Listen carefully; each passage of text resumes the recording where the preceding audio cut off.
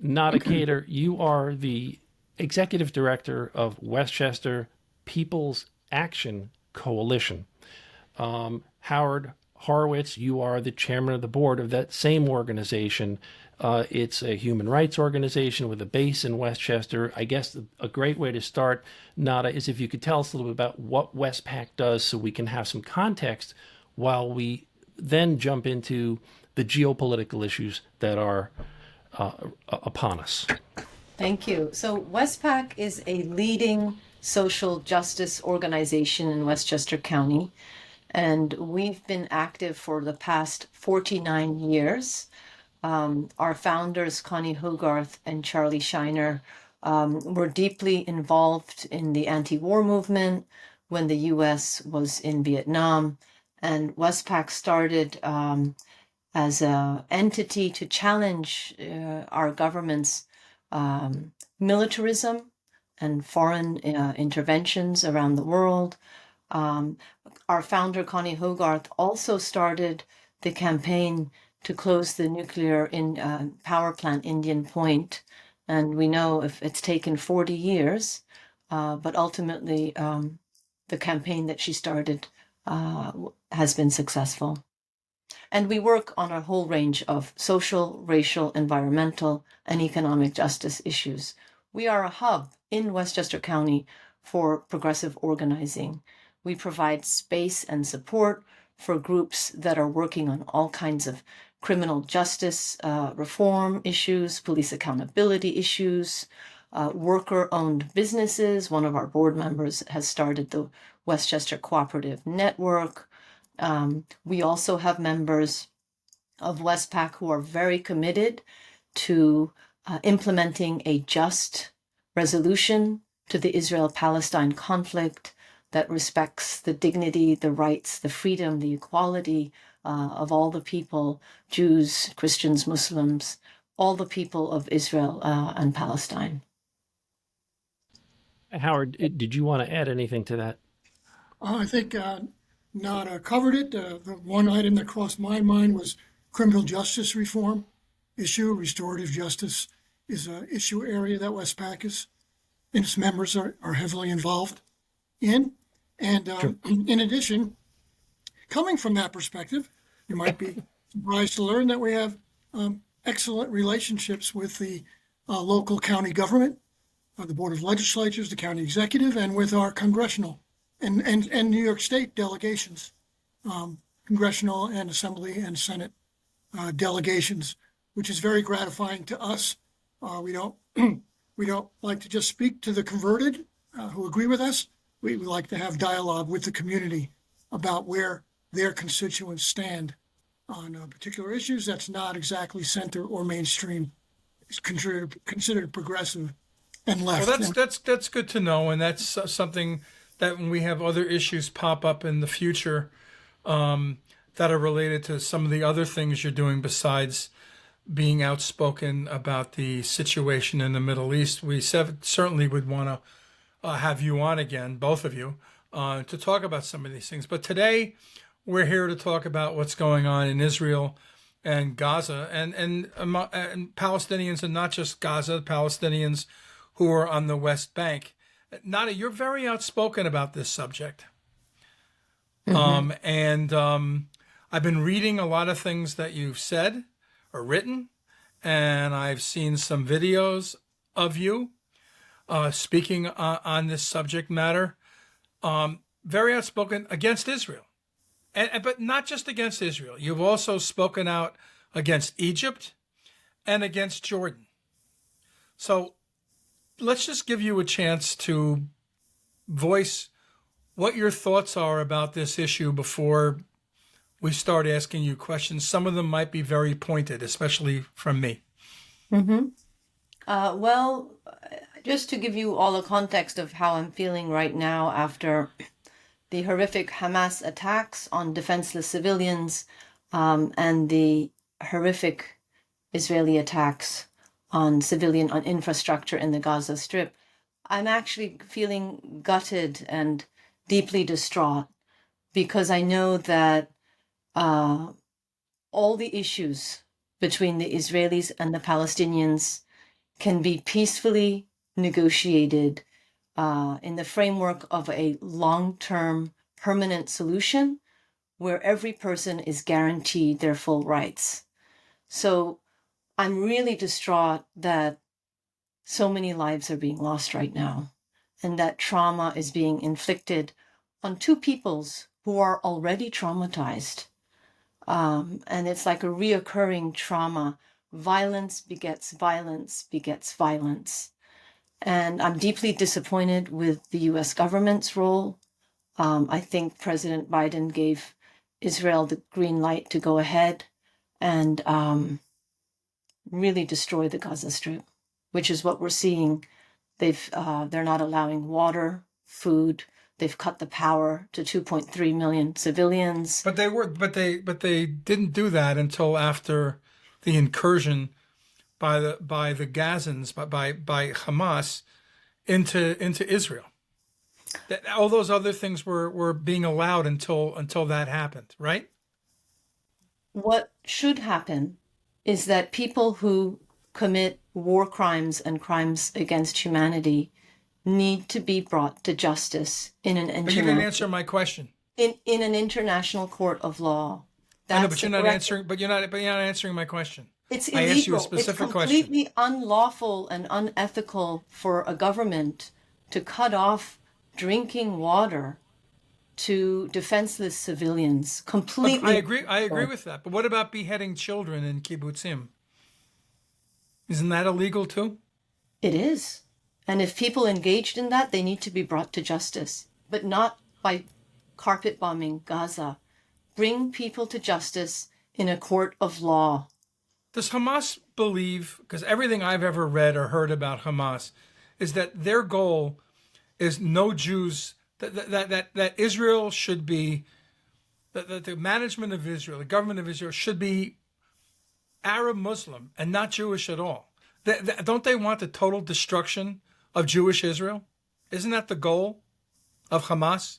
Isn't that what they were founded upon? You know, I have to say that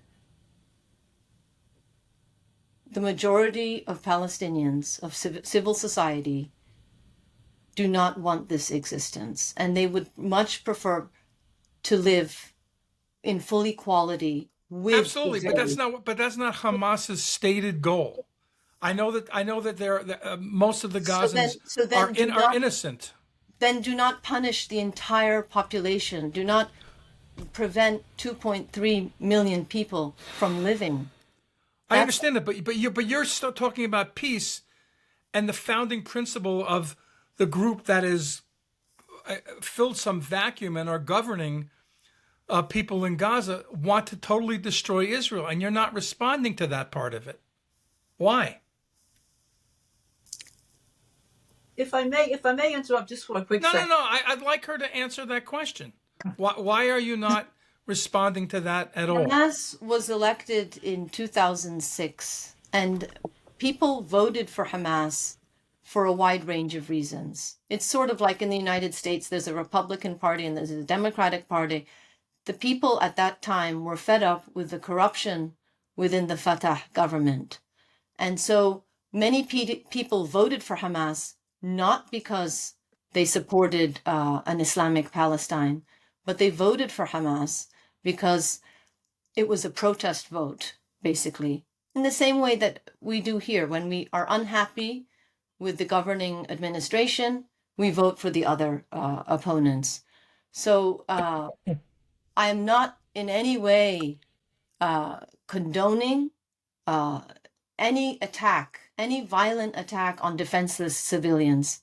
I strongly condemn attacks on defenseless civilians, and I do not see it as a legitimate form of resistance against a horrible military occupation that people have had to endure for decades. It's not legitimate, and I'm not going to say it is. But also, what Israel is doing to the entire civilian population in the Gaza Strip is completely unacceptable. And our Agreed. government could do much more to enforce a ceasefire, immediately start negotiations, exchange the hostages, and start us on a path to a peaceful and permanent resolution to this conflict. Enough is enough is enough. Enough killing, enough dying, enough oppression, enough bombing. You know, and my sign I want to hold this up. This is the theme of WESPAC's Peace Vigil on Thursday at 4:30 in downtown White Plains, at the intersection of Main Street and Mamaroneck Avenue. It says our futures are intertwined.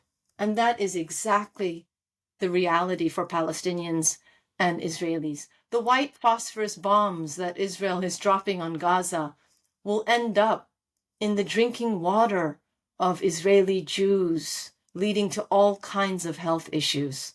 Nada. Can you just say? Excuse me, just let me Yeah. finish, please. There is no military solution to the Israel-Palestine conflict. There is no military solution. So the only thing that the international community can do is strongly pressure immediate negotiations between Hamas. Yes, we don't like the agenda of Hamas, but they are right now governing the Gaza Strip. We have to acknowledge that. And they were elected by the people. There have not been elections since 2006. But we have to urgently force the parties into negotiations, but immediately stop the hostilities. Every single life is precious. Every Jewish life is precious, and every Palestinian life is equally as precious. So Ardina. we're calling for an immediate ceasefire. Yeah, I think it's important to compartmentalize, because not every Palestinian is in lockstep with Hamas. So it's No, important. I would guess most are not.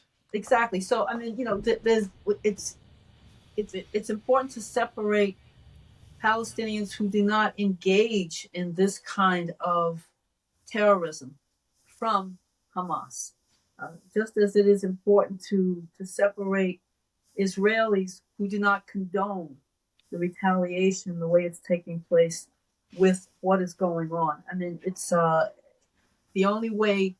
It would appear that the only way of resolve is to have intense dialogue, and to distribute the land on a very fair basis. I mean, this has been historical throughout history, but it's at a crucial point now where there's a lot at stake, not only from the Middle East, but globally. There are 3 points that will end the conflict tomorrow. Palestinians have the right to return to their homes. Number 1. They have the right to live and work and travel freely anywhere in their historic homeland. That means Israel, the West Bank, and Gaza. And number 3, they must be guaranteed full equality under the law of the State of Israel. Those 3 points, it's over. And we have a transformed state. We have a transformed future.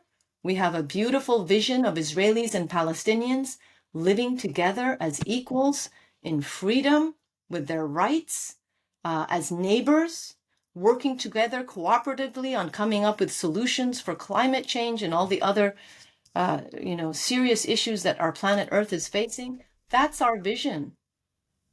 Does that mean a two-state solution, Nada? That was my question, because I thought that was the official position of the United States. Yeah, is that? Yeah, go ahead. Here's the thing. If those 3 things are guaranteed to Palestinians, whether it's a one state, whether it's a 2-state, whether it's a confederation of Gaza, West Bank, Israel, that doesn't matter. As long as those 3 points are implemented, the conflict is over tomorrow. But I isn't don't that think kind of that's painting asking in for too broad much. strokes? What's that? In isolation, those statements are eminently rational, but the devil's in the details. And how does one execute against those 3 objectives without changing borders? Howard, do you want to jump in here? Oh, Howard, you're Let me muted. unmute Howard. Howard, you're muted. Go ahead, sir. Not anymore. Go ahead, Howard. I'd like to speak to a lot of these points. Let's start backwards. From this last point that's being made. And I guess it sort of comes full circle with it's Peter's conception that NADA speaks against Israel.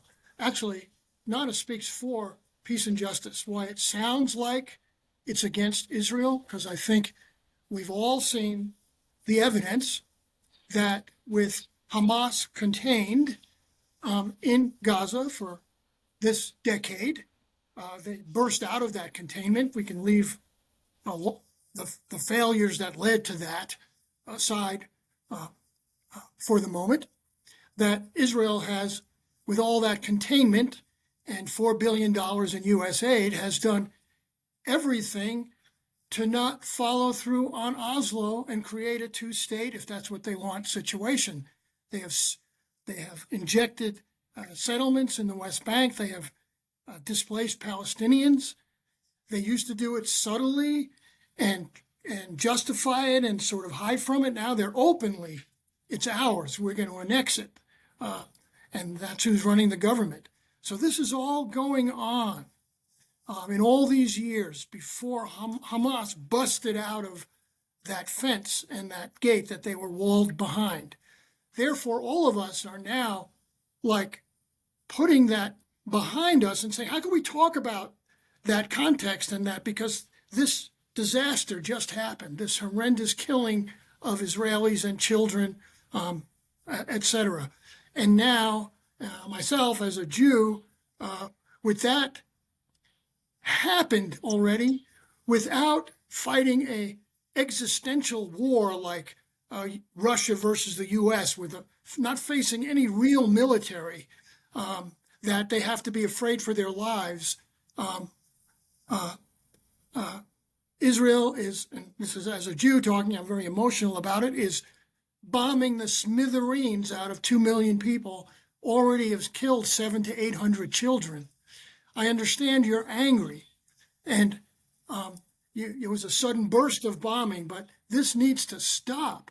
We will all. I can't argue with Nana's points or your points about that the Israeli government is doing things that are illegal in international law. Say it, label it, say it's war crimes. War crimes. Okay, Yeah, war crimes. And it's our tax dollars, Charlie and Peter, that are funding these war crimes. And interjecting Ardina. the question whether Hamas is a bad guy into a presentation of what's happening now with Israelis having all the agency, all the might, all the tanks, all the bombs, and what's going on now is a wrong place to interject, just like it may be wrong to talk about Israel politics for 75 years at this moment in history. And it's just wrong to talk about the badness of Hamas in this moment. The issue right now for the world, for me anyway, is the people dying in Gaza. I just need to be focused right there. All right. You know, Howard brings up one point that I haven't heard mentioned enough. He mentioned the number of children. So 50% of the population of Gaza is children, which really, There's a high number that are under the age. which kind of turns this into, it's like almost like a pediatric disease, this war. And that doesn't get mentioned often enough, because the children didn't vote for anybody. No. So it's, And they're all innocent victims. there's a lot going on here. You know, I want to. And the Israeli government must be held responsible. Well, the right wing Israeli government, which I think is a disgusting manifestation of Jewish rule, needs to change. So let me try to frame a capstone question here. This weekend, we all watched a lot of television. We're all gathering a lot of, you know, there's so many experts out there and there's so much history. And I don't think there's a subject that has been more covered by more media than the Israeli-Palestinian conflict. There's a reporter who I know Ardina is familiar with from her time at ABC named Martha Raddatz. Martha is a journalist who has been covering the Middle East for over 30 years. And she did a report this weekend on what was going on. And she said, I don't think it's possible to establish peace in this region. After 35 years of every month, every year journalism in that region, every conflict that's happened, small, large, suicide bombings, wars, all of it. This individual, Martha Raddatz, said, it's not possible to have peace here. I'd like your comment on that. I completely disagree with that. I'm actually optimistic about the future for the people of Israel and the people of Palestine. They are very intelligent people, the Jews in Israel and the Palestinians. Israel is a high-tech society. Palestinians are amongst the most educated in the entire region. Working together, Israel-Palestine will be a leading force in the world for progress, for finding solutions to climate crises and all other kinds of crises that humanity is facing today. I completely disagree with that assessment. I think that all that is needed to put us back on course is to create a society that guarantees the full rights and dignity of each and every person who lives there. That's what is required. That's the need of the day. And once we start on that path, things will change very quickly in the region. But something's being left out of the equation. Hamas is intertwined with Iran. Iran wants the complete eradication of the Jewish state. The other countries that surround Israel, Jordan, they have an agreement with Israel. They're not involved in this fight. Lebanon, however, highly anti-Israel, and at least some of them. And Israel is surrounded by people who hate them. Well, and if they resolve the issue with the Palestinians, let me finish, please. If they resolve the issue with the Gazans, which would be great if they could, the rest of the region, much of the rest of the region, still wants the eradication of Jews from that land. Let me say this in response, Peter, that desperate people are more susceptible to extremist ideologies.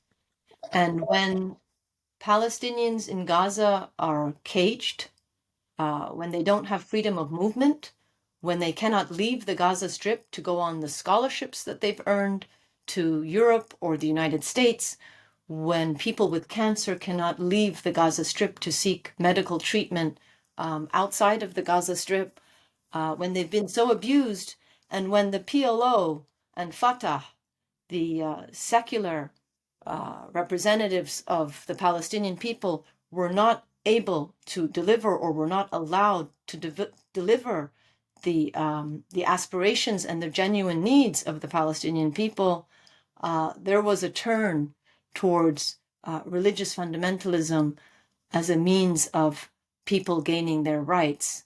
So it's a direct result, in my analysis, of the desperation of people. And I think that these ideologies that are extreme and unhealthy will wither away once we see a flourishing of Palestinian society, once Palestinians can live as free people, can educate their children, can be safe and secure, just as Israelis should be safe and secure. In that vision, extremist ideologies will wither, and countries like Iran can no longer use the excuse of how Israel is torturing and abusing Palestinians and how, they have to take action. They cannot do that if Palestinians are full equals with Israeli Jews.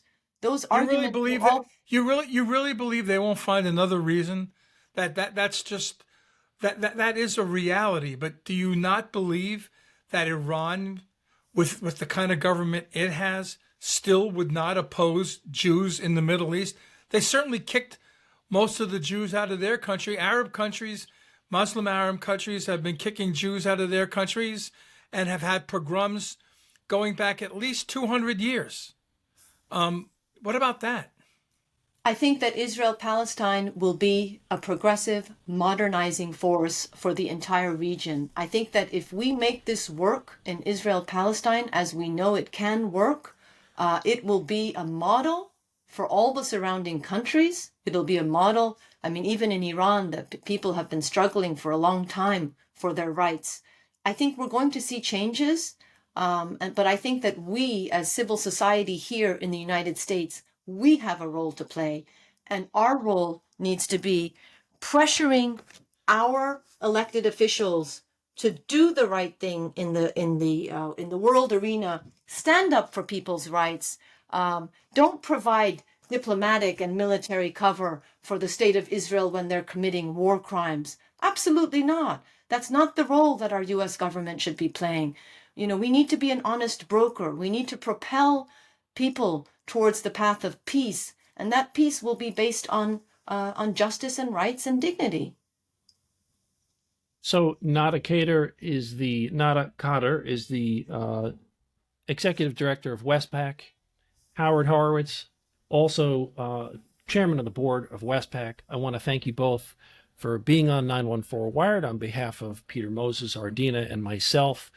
Thank you for sharing your perspective. This will certainly not be the last word on this complex subject. And maybe in a couple of months, as these things shake out, we can do another show with both of you, so we can see if any of your theories, Nada, are coming to fruition, and Howard's concerns, and the rest of our concerns, because we all have deep concerns. We'd all love to have peace in the region, no question. And I would love those in your audience who would like to see peace. Please join us Thursday, 4:30 p.m. at the Fountain in downtown White Plains, Mamaroneck and Main Street. Thank you. That's Thursday, October 19. Thursday, Okay, thank you, October. everybody. Thank you. Thank you. Thank you.